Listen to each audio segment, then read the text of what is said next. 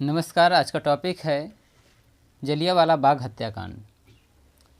जलियांवाला बाग हत्याकांड के पहले हम यह समझ लेते हैं कि सन 1918 में जब प्रथम विश्व युद्ध समाप्त हुआ तो भारत में राष्ट्रवाद काफ़ी तेज़ी से फैला और इसी राष्ट्रवाद के अंतर्गत सन 1918 में महात्मा गांधी ने सत्याग्रह का विचार किया, जो सन 1917-18 में काफ़ी सफल रहा। इसके पश्चात अंग्रेज़ों ने भारतीय क्रांतिकारियों को दबाने के लिए एक एक्ट लाया, जिस एक्ट का नाम था रॉलेट एक्ट। इस एक्ट के अंतर्गत भारतीय किसी भी क्रांतिकारी को बिना किसी वजह के शक के आधार पर कभी भी जेल में बंद किया जा सकता था, जिसको विरोध में जलियांवाला बाग में कांड हो गया, जिसको जलियांवाला बाग हत्याकांड के नाम से जानते हैं। तो रॉलेट एक्ट की प्रतिक्रिया कैसी थी देखते हैं। ब्रिटिश शासन ने जब रॉलेट एक्ट लागू किया तो पूरे देश में आज़ादी की लहर आई।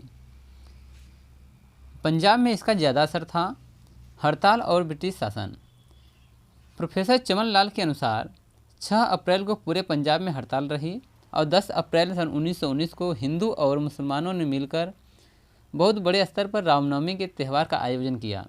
हिंदू मुस्लिम एकता से पंजाब का तत्कालिक गवर्नर माइकल ओडायर घबरा गया। ब्रिटिश शासन ने 13 अप्रैल की जनसभा को विफल करने के लिए साम दाम दंड भेद आदि का प्रयोग किया। 10 अप्रैल 1919 को ब्रिटिश शासन ने 2 बड़े नेताओं सत्यपाल और सैफुद्दीन किचलू को वार्ता के लिए बुलाया और उन्हें गिरफ्तार कर लिया। उन्हें काला पानी की सज़ा दे दी गई।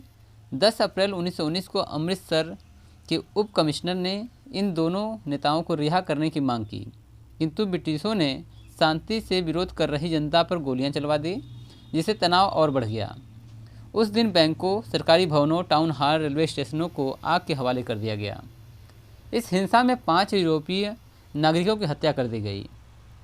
इसके बाद ब्रिटिश सिपाही भारतीय जनता पर गोलियां चलाते रहे, जिससे लगभग 8 से 10 भारतीयों की मृत्यु हो गई। अगले 2 दिन अमृतसर शांत रहा, किंतु पंजाब के कई क्षेत्रों में हिंसा फैल गई। इसे दबाने के लिए ब्रिटिश शासन ने पंजाब में मार्शल लॉ लागू कर दिया। सभा का आयोजन।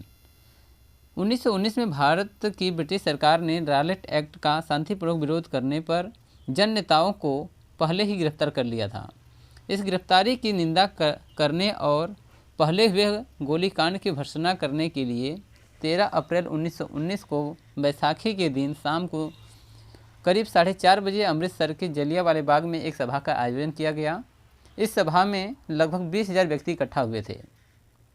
दूसरी ओर डायर ने उस दिन 9:30 बजे सभा को अवैधानिक घोषित कर दिया था।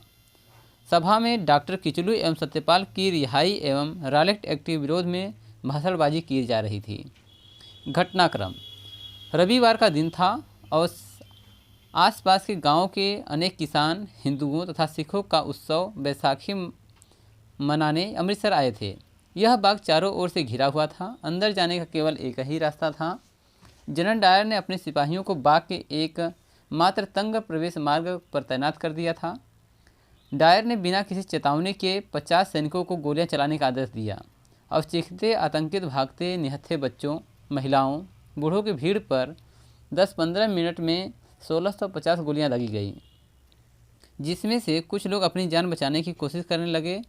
लोग की भगदड़ में कुचल कर मर गए। इस हत्याकांड में हंसराज नाम के एक व्यक्ति ने डायर को सहायता प्रदान किया था।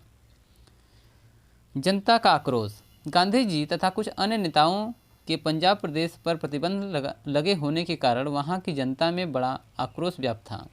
यह आक्रोश उस समय और अधिक बढ़ गया जब पंजाब के 2 लोकप्रिय नेता डॉक्टर सत्यपाल एवं सैफुद्दीन किचलू को अमृतसर के डिप्टी कमिश्नर ने बिना किसी कारण गिरफ्तार कर लिया। इसके विरोध में जनता ने एक शांतिपूर्ण जुलूस निकाला। पुलिस ने जुलूस को आगे बढ़ने से रोका और रोकने में सफल न होने पर आगे बढ़ रही भीड़ पर गोलियां चला दी, जिसके परिणाम स्वरूप 2 लोग मारे गए। जुलूस ने उग्र रूप धारण कर लिया। सरकारी इमारतों को आग लगा दी गई और इसके साथ ही 5 अंग्रेज भी जान से मार दिए गए। अमृतसर शहर की स्थिति से बौखलाकर ब्रिटिश सरकार ने 10 अप्रैल 1919 को शहर का प्रशासन सैन्य अधिकारी ब्रिगेडियर जनरल डायर को सौंप दिया। उसने 12 अप्रैल को कुछ गिरफ्तारियां की और कड़ी कार्रवाई करवाई। जांच आयोग का गठन। इस हत्याकांड की सब जगह निंदा हुई, किंतु ब्रिटिश हाउस ऑफ लॉर्ड्स में जनरल डायर की प्रशंसा की गई। पंजाब प्रांत के गवर्नर माइकल ओ डायर ने अमृतसर में हुए नरसंहार का समर्थन किया, उसे सही बताया और 15 अप्रैल को पूरे प्रांत में मार्शल लॉ लागू कर दिया।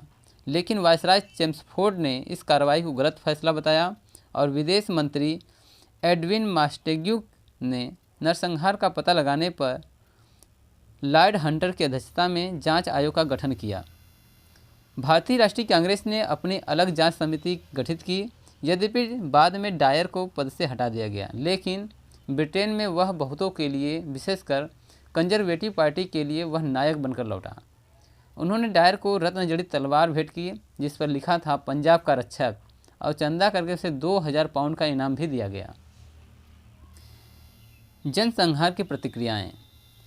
गुरुदेव रविन्द्रनाथ टैगोर ने इस हत्याकांड का मुखर विरोध किया और विरोध स्वरूप अपनी नाइटहुड की उपाधि वापस कर दिया। यद्यपि उन दिनों संचार के साधन बहुत कम थे, फिर भी यह समाचार पूरे देश में आग की तरफ फैल गया। आज़ादी का सपना पंजाब ही नहीं, पूरे देश के बच्चे के सिर पर चढ़कर बोलने लगा।